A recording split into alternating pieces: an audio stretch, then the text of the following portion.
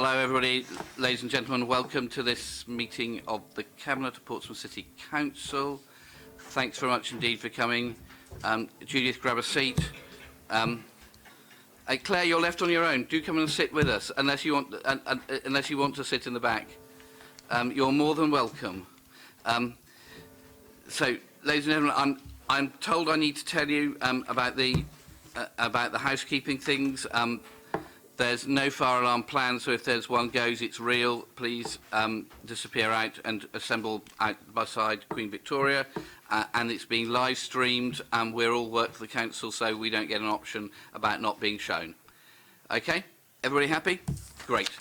Thanks very much indeed. So let's just go through the agenda as is. First thing, apologies for absence. Do we have any apologies? David Williams, the Chief Executive, sent his apologies. Okay, David is away. Michael, you're subbing, correct? Lovely. Declarations of interest, any declarations of interest? Nope. Okay. Colleagues... Leader, sorry. might it be useful for Fiona, Cal and anyone watching at home to say who we are? A very good point. Joe, do you want to start at your end to say who you are? Joanne Wildsmith, Democratic Services, taking minutes today. Michael Alder, Deputy Chief Executive. Richard Webb, Finance Manager, here on behalf of Chris Ward. Darren Sanders, Cabinet Member for Housing. Matthew Williamson, Cabinet Member for Health, Wellbeing and Social Care. Ben Dowling, Cabinet Member for Planning, Regeneration and Economic Development. Susie Horton, Cabinet Member for Education. Rob Wood, Cabinet Member for Children and Families. Gerald Thurn Jackson, Leader of the Council. Councillor Steve Pitt, Deputy Leader of the Council and Cabinet Member for Culture, Leisure and Sport. Councillor Dave Ashmore for Environment and Community Safety. Lynn Stagg, Cabinet Member for Traffic and Transportation. Jeanette Smith, Cabinet Member for Resources. Colette Hill, Assistant Director of Neighbourhoods. James Hill, Director of Housing, Neighbourhoods and Building Services. Wayne Layton, Finance Manager. Tristan Samuels, Director of Regeneration. Natasha McIntyre Hall, Assistant Director of Strategic Developments. Tom Southall, Assistant Director for Property and Investment. Councillor Judith Smythe.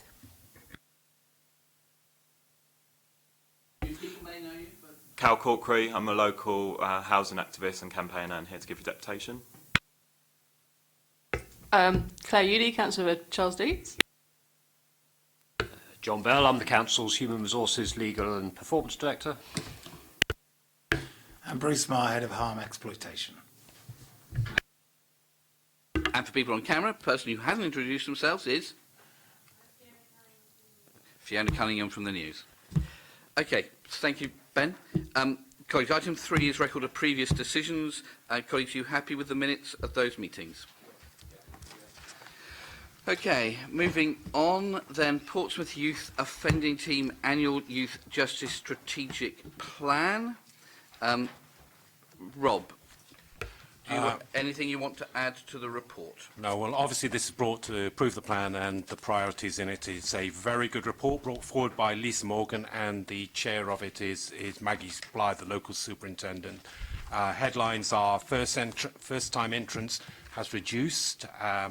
Reoffending rates is roughly about the same, although custodial has actually gone up.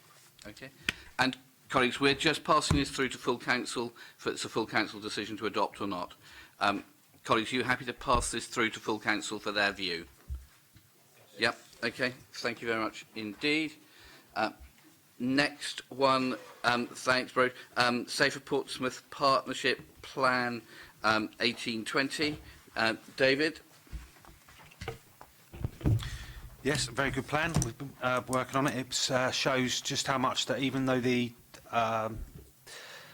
main focal points have been the same for over a decade, that with the technologies and the understandings of things have come along, so we're able to do much better things. There's much greater emphasis on helping identify young people that might have had things happen in their lives which has caused them to go on to do bad things, rather than just, they're just little terrors, that kind of thing. So yeah, I very good report with, and the priorities within it. Yeah. Thank you.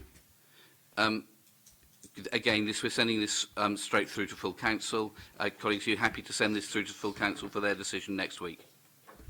Yep. Okay. Michael, do we have to go through this where we have to just to wash it through the cabinet to get to full council? Why can't it just go there on its own? No, you do. It has to come here. All right, I'll do what I'm told.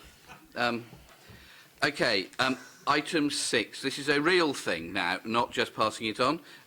So this is report on provision of additional community wardens. Colette, do you want to introduce, and then we'll come to David? Okay, so the administration's asked us to look at how we could create additional community wardens, and this paper presents that opportunity. The option's been worked up with both Councillors Ashmore, who's the Cabinet Member for Environment and Community Safety, and Councillor Sanders, who's the Cabinet Member for Housing. The proposed team would cover two streams of work. The work of the existing High Street Warden team, whose funding runs out at the beginning of 2019. This team have worked in the High Street and surrounding areas since the beginning of this year to help keep the city safe, clean and tidy, and to provide support and advice when needed. They've provided support and advice to people who are sleeping rough, and you can see from Appendix A that this support has led to a variety of resolutions for many of those that they've encountered. And in addition, they've also managed other environmental issues in these areas and worked with the police to resolve issues of antisocial behaviour and crime. And they've worked closely on a joint project, Project Stark, particularly in the city centre. The other work stream is to provide a response to issues that we're having in local authority housing blocks across our stock. Local authority housing has been providing a temporary patrol team in the evenings to deal with some of these issues, and it's been identified that the additional community wardens could provide this cover with the necessary skills and experience to resolve some of those issues that are encountered. The additional community wardens would work with the existing team of community wardens to meet the purpose of the service.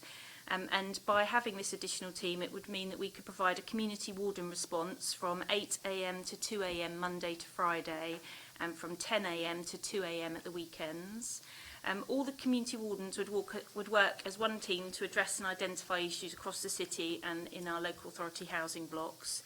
And these additional community wardens would mean that we could be more flexible in meeting those demands that are placed on the service.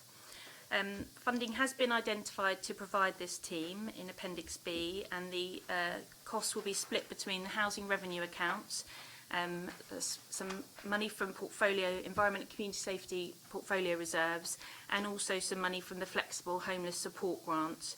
And because of the way it's funded, that's all in place until March 2020, and we would suggest that financing be reviewed again this time next year. The reasons for the recommendation are that the High Street Warden and the security patrols have identified and started to address issues in these areas. The funding for the High Street Warden team is due to end in early 2019. We have got additional demands occurring in our housing blocks that we haven't necessarily been dealing with, and the increase in size of community warden team would bring greater flexibility to how we can respond to those different demands. Okay, thank you very much indeed. David. Thank you for that. Thank you, Colette, for that. Yeah, I think this is a very welcome report here, very welcome policy here. I think, double the amount of community wardens. It helps people feel safe as well as be safe as well, seeing that increased presence. One thing I think is, I don't think we can overstate it enough, is the work that they've done with people sleeping rough, all the homeless people. This has been helping them build up relationships with them, signposting them to services that can help them. Obviously, I think this is a really good thing, so an increase in them just for that alone would be good. But yeah, I think it's a very good thing that we've managed to do that. Okay.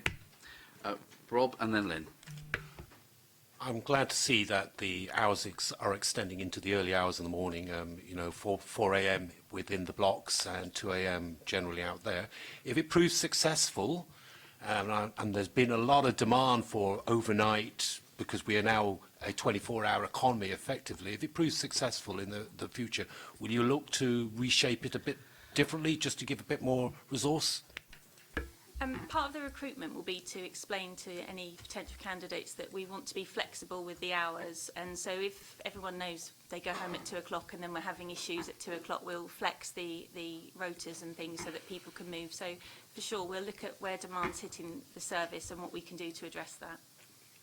Okay, thanks. Lynn? I've always valued the community wardens. I do think they do a fantastic job. They've got advantages over, say, the police in that they know the area that they serve in really well. They know the individuals very well. They build up a rapport, and there's no criticism of the police here. It's a very different set of circumstances. They build up a rapport, and they can often prevent problems happening because they know those individuals and they know where the problems occur. So I think it's excellent that they're coming back in. Thank you. Okay, Matt? Yeah, thank you for the report, and I'd like to thank Dave and Darren and all the team that's put this together. It was a key manifesto commitment for us as an administration coming in, and I'd just like to echo really what Lynn has said, especially from the point of view of looking at the impact it can have on people for preventing things getting worse in future, and certainly from the point of view of health, wellbeing and social care, that certainly has a big impact for preventative measures, and that's something we're looking at trying to do across the council. And I'm really pleased that we can. That one of the reasons why we are doing this is for that preventative stuff and to give early help to people, so that things don't deteriorate for them. So I heartily welcome this, and I'm really pleased that we're doing this. Okay, Darren. I'm delighted to have supported David and helped David in putting this forwards because, as people have said, this is basically what people want. They want people who can just walk around the streets and people they can rely on and people they can trust. And there are some parts of the city, unfortunately, and Lynn, Jeanette and I know a few of them, whereby the police struggle to gain the trust of local people. And it's important to have a team that's able to go out there and able to assist. But the crucial thing about this is not just on our high streets and not just on our normal streets, but on our estates as well. I've had numerous occasions over the years where people in Buckland, people in Lamport, people in Somerstown have regularly come and said, look, could you just sort my block out? Could you just deal with the problem that exists overnight? And by extending the hours, as Rob has said, we're able to do that. By actually focusing overnight on the blocks where the demand lies, we're able to assist, and we'll be delighted for colleagues in Charles Dickens and St Thomas to tell us if we get it wrong, because they will do from time to time. But the important thing is that we're meeting that demand and we're meeting the needs of the needs of the people of the city, and we've done that by honouring a manifesto commitment, and I'm delighted to have supported David in doing that. Great. Steve? Yes, absolutely. I agree with all of that. I just think that it's nice sometimes as an administration to be able to thank the people who do the work, and I think the work that Warren Amor and his team have done, particularly this summer, when we've had more traveller incursions for a whole host of different reasons than we've ever had before. They prevented a lot of them, and they've dealt with those that did manage to gain traction in a really efficient and friendly way to avoid confrontation. And the work that they did supporting Councillor Rob Wood and Tom Wood over in St Thomas Ward during the summer with people taking risks and jumping into the water from the areas around the hot walls and the Camber. Their endless patience and commitment to what they've done should definitely be noted, and I think the administration owes them a great deal of thanks. Okay. Colleagues, I think that's it in terms of where we are with people wishing to speak. Colleagues, are you happy with the recommendations in the report? Okay, thank you very much indeed. Can we now move on to budget monitoring for Q1 of the financial year 18-19? And thank you, Chair. Here on behalf of Chris Ward, and the purpose of this report is to update members on the current forecast revenue budget position for the Council for the financial year 2018 as at the end of June 2018. The forecast outturn position for 2018 is a financial pressure of 3.36 million. The forecast takes account of all known variations at this stage, but only takes account of any remedial action to the extent that there is a reasonable certainty that it will be achieved. As highlighted at paragraph 7.4, the financial forecast for Q1 for the whole Council is a serious cause for concern, with significant forecast pressures in the highest spending areas of children's and adult social care. As in previous years, the Council has set aside funding within the contingency provision to guard against potential overspending, and prior to 18-19, the amount provided within the contingency had been sufficient to meet the level of overspending. I'm happy to take any questions you might have. Okay, thank you very much indeed for the report. It's clearly a worrying report in terms of the council's finances, but I think we need to take these in sections. I think the area that causes me most concern and where we're going to be targeting significant amount of work is around children's social care, because we need to understand why the number of children who the council are looking after has gone up so much, and because the numbers have gone up so much, we're now having to rely on placements that are outside of the city and are often very expensive. And it's not great for kids. We have kids, as I understand it, who are in care here but are being looked after in York. Now that's not good, but because there are more kids in care, that means the local resources aren't available to be able to care for them. So we will be doing a significant amount of work to see if we can work to reduce this overspend, but also to try to reduce the number of kids who are coming into care. There is a particular issue that we need to do, which is getting the government to pay properly for the costs of children who come in as unaccompanied asylum seekers. Just because we report it lands with us, and that number has grown significantly. The government's offer is that they will fully refund that, but they don't stick to their word, and that means there is a pressure on the council's budget, which should not be there. So we'll continue to work on that. There on adult social care, this over the last few years has been a significant problem in all councils around the country, because the number of people who are in need of significant services has risen everywhere, and pressures in the NHS mean that there's people who might have been looked after in hospital in the past aren't now. I think we have significant confidence that there are plans in place to be able to address this in Portsmouth and try to make sure we pull down the overspend. But we still need to do that work. So there are some. We'll need to look at other things where education and housing and the port, but we need to see if we'll be able to pull this back on track. But it's the high pressures in social services that are the real worry and the thing that we need to work on substantially. As we've been told, there is a contingency to cover for this. In previous years, that's been sufficient. This year, at the moment, it won't be, but we'll need to make sure that we can pull that back so that it is covered by the contingency, so other services don't suffer. Rob. Thank you, Leader. Yes, I agree with you that the biggest pressure is from children's services, and clearly it's an inherited position in terms of the budget. The budget allowed for so many children in care and people coming in, and it was vastly understated. So even though we will do a piece of work around it to make sure we manage it well, etc. on that one of the areas we need to look at is the actual budget for the number of children in the city. It's a national issue, so again, we can run with what we've inherited, but part of our analysis of what's going on is to correctly budget in future for the number of children that we actually have got. Thank you. Okay, and this is not a new issue. In each of the last 4 years, there's been an overspend in both children's and adult social care. So this is not unusual, but it still means we do need to take action to pull this back in. Matt. Yeah, and just on that, I'd just like to reiterate, as the leader has said, about the work that's going on in adult social care in terms of the plans going forwards, but also that we have a robust situation in place within the portfolio to make sure that the overspending this year is being monitored as much as possible and reduced as much as possible by the end of the year.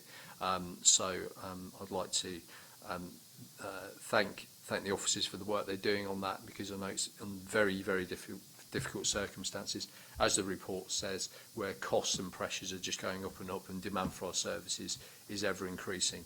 But this is something that we do need to work on but also need to work with our partners across the City Council, outside the City Council and across councils around the country as well. Okay, thanks very much. And I think there was an announcement about a potential additional grant to the City Council from the government for adult social care over the last week that may come in and may be helpful.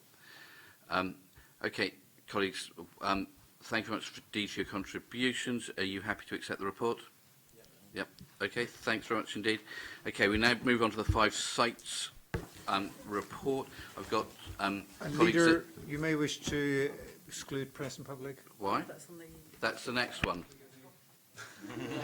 I'm just moving ahead with great enthusiasm. I know your wish is always to exclude the press and public, but we will resist wherever possible. So, you're abandoning us, Colette.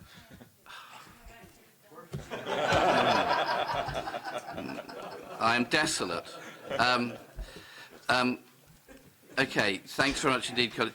We've got 3 deputations. We've got a written one that's come in from Luke Stubbs, and we have both Cal and Judith wanted to come and speak in person.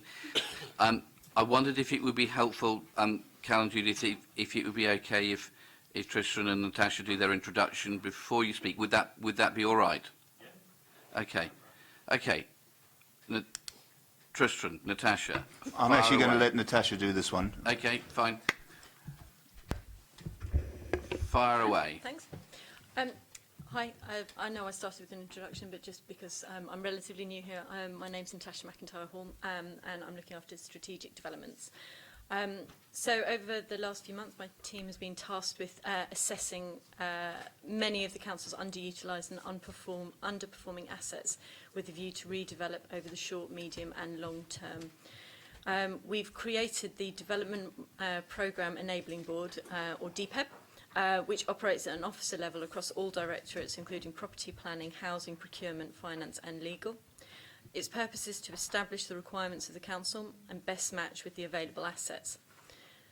Part of the role of the DPEB is to ensure that we consider portfolios of projects in order to create the sustainable pipeline, balancing spend with income and ensuring longevity of pipeline through reinvestment. We are supporting the corporate priorities by making sure that there are more good quality homes that local people can afford. The sites that we're discussing today are the first 5 to go through the board, and they've been recommended for residential development. There are many more sites that may be considered for appropriate for education, care facilities, etc., within the pipeline for future phases. In this paper, we reiterate that there is still a lot of work to do around the design viability and planning requirements. This paper asks for member support on the principle of developing housing and for the Section 151 officer to allocate funding in line with the business case. There will be a series of project boards attended by colleagues across all directorates to agree the way forward for each project and portfolio. As part of this further, more detailed work, we will also look into the delivery mechanisms in light of recent changes to the HRA debt cap. The impact from the decision is not included as part of this paper, but we're happy to discuss with members. Okay, thank you much indeed. Cal, I think in the way in which the council operates, you go first, followed by Judith, if that's okay. Yeah. Many thanks. The floor is yours. Thank you for coming. Thank you very much. So the recent announcement that the council intends to develop nearly 100 affordable new homes will come with a welcome news to the thousands of local households that are at the sharp end of the housing crisis. However, I think when you start to dig down into the detail a little bit of what these proposals actually represent, there are some questions that emerge about how affordable these new homes will be and who will actually get the chance to benefit from them. So despite the kind of largely positive local coverage in the media, the scale of these proposals is underwhelming when compared to what other local authorities are currently doing. And I know there's kind of dozens of examples around the country of where councils have over the last couple of years been using arm's length companies to bring forward large-scale development of new affordable homes. There's a very recent example of Brighton City Council has announced plans in partnership with Hyde Housing Association for 1,000 new homes across several council-owned bits of land, 500 of which will be let at genuinely affordable rents. And when they say genuinely affordable rents, what they've done there is looked at what local wages are and come up with their own calculation, rather than just taking on this kind of bogus definition that's been handed down from central government of 80% of market rent. Whereas in Portsmouth, the proposals we've got before us are for 230 new homes, of which, if I'm reading the reports correctly, and I'm happy to be corrected if not, just 23 appear to be for rent to low-income households, which is obviously 10% of the total. It's unclear whether those 23 new rented homes will be offered at social rent, so about 50% of the market rent and the usual council tenure, or affordable rent, which is about 80% of market rent, and often unaffordable for those on low incomes. And I would like to make the point, that usually my understanding is the council does use social rent as its preferred tenure. However, Ivy Close, new development has just come on stream. My understanding is that was at affordable rent, which is obviously a lot more. And if people had moved from Leamington and Horatio House, which I understand a lot of people did, into Ivy Close, their rents could have almost doubled as a result of that. So that's something to bear in mind. And I just want to also make the point that the planning permission for the 23 rented homes, the old Southsea Community Centre site, was granted back in 2015, and as such it's questionable whether they can be regarded as part of any new development project anyway. If you put aside those 23 rented flats, which planning permission was granted for in 2015, then across the remaining 4 development sites, it appears to be proposed that no new affordable rented accommodation will be included at all. The remaining 72 so-called affordable homes proposed consist of low-cost home ownership schemes, such as shared ownership or shared equity, and there's consistent research that has shown that these types of properties tend to be snapped up by middle and high income households, and that take up from those at the lower end of the earnings range is often negligible. This prioritisation of home ownership for those on middle and higher incomes over genuinely affordable rented homes for low earners appears misguided and an inappropriate use of limited council resources. Portsmouth's local planning policies state that any affordable housing delivered as part of a mixed development should consist of 70% affordable rented accommodation and 30% low-cost home ownership. The proposals you have before you today suggest instead a mix of 10% affordable rented and 90% low-cost home ownership. Why is it the council is proposing to hold itself to a lower standard than would otherwise be expected of a private developer? If we look at local examples where social housing is currently being delivered, we can see that it is possible to achieve a better mix. For example, the Housing Association development on Goldsmith Avenue is consisting of 80% affordable rented and 20% low-cost home ownership, much more in line with the requirements of council planning policy. Given the track record of certain other social landlords locally in delivering large-scale projects consisting largely of much-needed affordable rented accommodation, I'd be interested to know what steps have been taken to reach out to potential development partners in the social housing sector. In summary, while I welcome any attempts to bring forward new social housing development, I do have concerns that the proposals being discussed today are unambitious in their scope, insufficiently targeted at those in most housing need, and fail to adhere to council planning policy with regards to tenure mix. I hope the Council rethinks its plans and instead puts at the centre of its housing strategy the needs of local people who are homeless, dangerously overcrowded or paying rip-off rents in the private sector. These people are in desperate need of a genuinely affordable rented place to call a home, and a development strategy could do more to help them. Thank you. Thanks very much, Cal. Judith. Thank you. I fully endorse what Cal has just said, and indeed done so very ably. And what I would like to do is to suggest to you that we have just a slightly different recommendation. I mean, of course, we're absolutely in support of new housing. We're absolutely in support of affordable housing and genuinely affordable housing even more so. And anything that brings that forward fairly quickly is very welcome. I hope that goes without saying. But I do think that it might be a better recommendation for you to have which said something like this. The one at the beginning noting the cross-directional engagement is there, and I very much welcome the opportunity I had to discuss this through being a member of PRED earlier on. And the development number 2 is fine. But I think this report really is about giving authority to our very able officer team to do further detailed work. And I would like to suggest that we give them authority to do further detailed work, including business cases, always with a view to maximising the genuinely affordable housing we can get out of it. We don't have to be stuck with these ratios that we've been offered at this stage, because I don't believe we've done sufficient work to know whether that's the case, particularly given the additional money that will be coming from the government in 2020 for this. And I think also we should say, authority to do further detailed work, including business cases, always with a view to maximising genuinely affordable housing on all sites. And I do understand that some of them are not necessarily as suitable as others for that, but we should still be looking. And that should include a detailed evaluation of options to offer the sites to registered housing providers so that they can do 100% affordable housing, usually including some shared ownership on those, rather than us going to the expense and difficulty of setting up a subsidiary. I'm not saying we should definitely do that, but I think we haven't enough information in front of us at the moment to rule out that possibility. Thank you, Chair. Okay, that sounds a very sensible suggestion, and I'm sure we'll be very happy to take that on. I think, and Cal, thank you for your email that I saw at the weekend. I think everybody, well, within our administration and yourselves, have the same wish to have as much affordable housing as possible, and for as much of the what is called affordable housing to be at social rents, so at the rents that people can afford. I think there is also a need for other things. So key worker housing, we've got a real issue, as I understand it, within the city in terms of recruiting first-time teachers, recruiting in first-time police officers and things, and nurses, etc. And I think there is a need for key worker housing that is for people to be able to either to rent at affordable rents or as their entrance into being able to buy.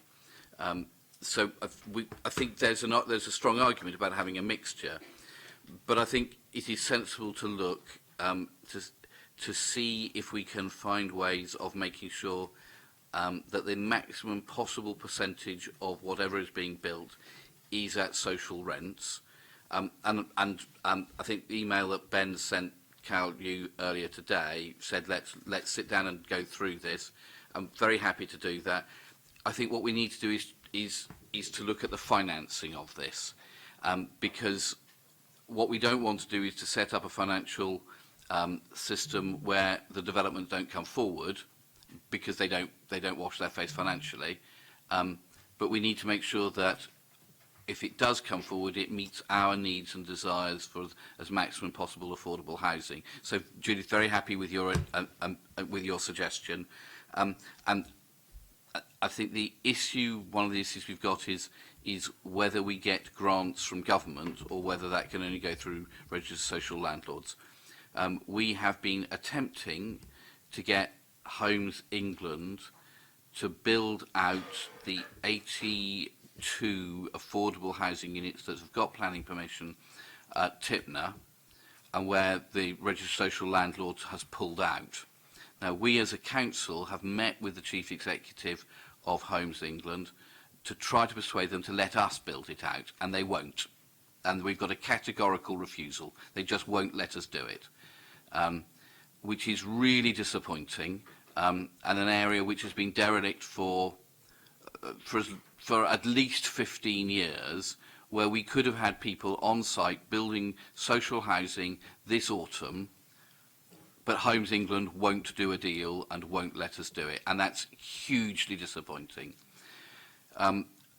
Cal mentioned the issue of Southsea Community Centre. I think you have a good point, Cal, that this did get planning permission in 2015. I don't know why the previous administration didn't do anything for 3 years, but we're trying to sort that out and make sure we do something and get homes built so that we can get local families into somewhere where they can live. Personally, I would like us to look at, particularly on the site by the Records Office, for something around supported living for people who are retiring, or like McCarthy Stone. I don't understand why that offer is only available to people in the private sector. Something like that people can move out of bigger family homes into a smaller one when they're retired or been retired for some time, releasing a family home back to the next generation is, I think, a really sensible way for us to look, and I hope that we might be able to work on that.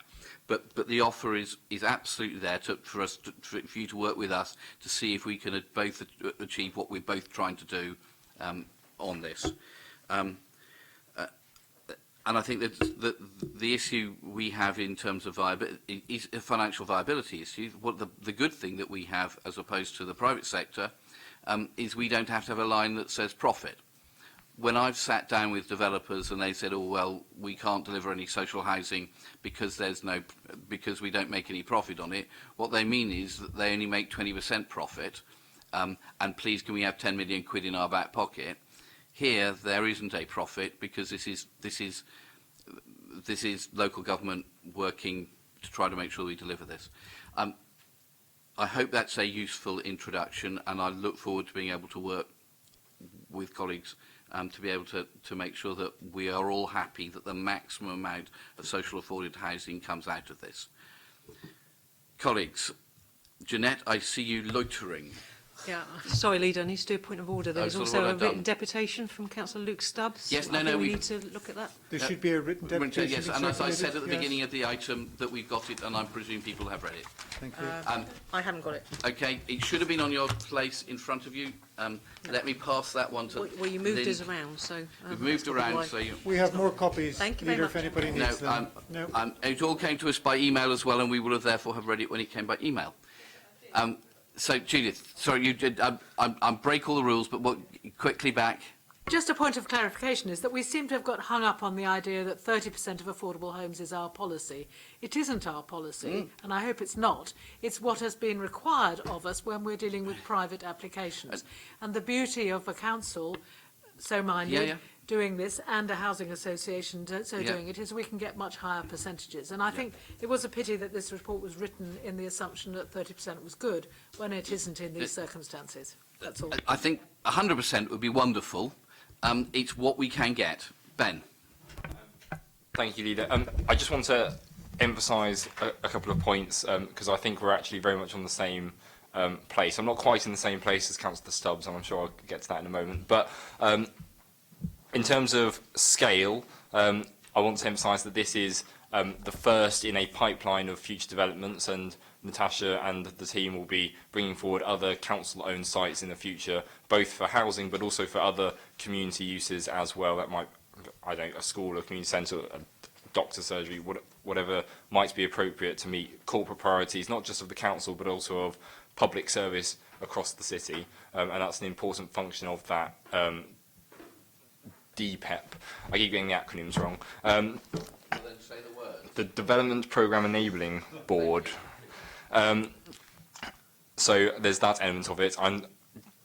The leader also mentioned that we're keen to take a more interventionist approach into other elements of the housing stock in the city as well. So that might be intervening in HMO stock in the city. It might be intervening in our district centres in a more direct way that we've not previously done so as a council. And we've already had some short conversations with other local authorities that have done better things than we have in the past, and there's more to investigate on that. So in terms of scale, I think it's important that this is seen as part of a wider programme of regeneration moving forward, but we were keen that we were able to bring a portfolio of sites forward quickly because, as Councillor Smythe said, we're keen to do things in at a sensible pace and not at local government pace, because local government pace is, well, I'll be dead before we build anything. So we're keen to make things happen very quickly. In terms of housing associations, we did have some conversations, and I'm sure officers are happy to input a bit onto that topic. And again, I think you're absolutely right about Southsea. It's important to look at them as a portfolio of sites, all 5 sites, and I'm equally keen that we maximise the affordable housing across all 5 sites. I would just say that when we do the recommendation, can we make sure it is across the 5 sites and not maximising on each site, because that might actually accidentally lead to less affordable housing rather than more affordable housing, because it's about balancing the sites as a portfolio. So that's just a key technical point. Darren? Thanks, Gerald. I would support Ben's importance of that. I mean, although we got planning permission in 2015, when we were last in power, we approved council house building on Southsea Community Centre. It's been that long. And one of the first things I did when I came in was to go, why has it been that long? Because we want to try and make sure that's developed. Although, to be fair, Cal, I understand it was planning permission for 23 private homes. And now by making them affordable, it's wrong, I think, to sort of take them away from the overall mix. Ben is right, this is a portfolio of sites. And we're doing it because we want to meet the needs of the city. We know we're cramped. We know government is asking us to build more homes than we can theoretically cope with. So therefore, we have to prioritise a range of needs, as Gerald has outlined. Key workers, people who haven't got much money at the end of the week, people who want to be attracted to the city, people in the health service. And over the last week, we've been working with our colleagues in education and with adult social care to try and see where their needs are, because we want to attract good quality people to this city and keep good quality people in this city. However, it is not just this that we're doing. So this morning I had a briefing with the additional borrowing, which is mentioned in the report, around, and we've bid for another 200. More than 200 homes on council land, 200 affordable homes, and not at 80% of market rate. I did ask, and I got that reassurance, because that is unaffordable. So this is not just the only thing we're doing. As you know, with homelessness, as part of the rough sleeper strategy, we're saying to people, look, let's buy homes to house people who happen to sleep rough. Yes, let's utilise the public estate that we've got to help that as well. I know you've had some constructive discussions with our homelessness officers, which I hope were useful. Our door, as Steve and I have said before, is always open for teas and coffees to talk things through, because we value the input of colleagues across the city in this particular issue. We may not always agree, but it's useful to have that input. It's useful to have that discussion. With regards to Judith's point about housing providers, I was talking with a housing provider last week, and they were saying they've got an extensive plan, 1,000+ homes a year, 20% of them will be social rent, 40% of them will be private. That is unacceptable to me. And therefore, that's why I temper my thoughts about your housing provider approach. I know you're very keen on it, but there is these issues. And finally, there is the elephant in the room, which is the eventual removal of the borrowing cap to allow councils to do something. I say do something because we don't know. We don't know what the small print is, but we know it has the potential to be excellent. It's something Gerald has been lobbying for years, as people in the Treasury will tell you, sadly. But it's absolutely important it's finally there. And what we have to do is to work together across the city to try and make sure we can meet the needs of the city rather than just one part of our community. And on that basis, I'm happy to support the recommendations, Gerald, with Judith and Ben's tweaks. Thank you. Okay, Rob? It's quite interesting. 3 of these sites are in the St Thomas ward, and what was good about this was all of the cabinet members came and spoke to me about those sites and said what would be good in those areas. So the idea about the record office, looking at the possible people who want to retire there is quite important, because they're the other end of the spectrum, but they're looking for affordable housing. I think it's in marked contrast that we do put value in the not just the fiscal side of things. If I look at this deputation from Luke, it's all about fiscally balancing things, etc. Whereas what it doesn't say is everything about the social balancing of what we're trying to do. So I just want to reassure that there was a lot of talk between us at very local level about ward level, which is about the mix. The affordable housing is actually a complex thing, because affordable housing, if you're an elderly person wanting to move to an area where you can downsize and make your property available to somebody else, is an important dynamic. So I just want to stress that my colleagues actually came and talked to me about the 3 sites in our area and spoke to the ward councillors.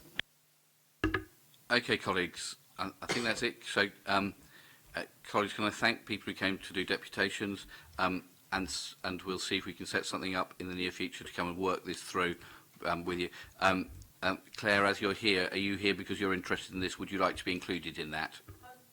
Yes, could I ask you a really random question about all the sites? Of course. Brewery House. Yes. what is it at the moment? What's in there? It's been community facilities which we've relocated elsewhere. So there's nothing brewery-wise in there? No. It was the girl. Well, it was the Girl Guides, and unless they're doing brewing on the side. I just thought that maybe, I know it says 15 private, but I've been like, I've brought up in conversation occasionally that we should have a council-owned brewery. No. The Girl Guides, as I understand it, the Girl Guides weren't brewing on the site. I'm working on that, Claire. I'm working on that. Okay. So we'll see if we can set something up to see if we can jointly work on this, because I think we're all on the same page. Okay, colleagues, with those suggested of amendments to the recommendations, are you happy with this report, colleagues? Thank you.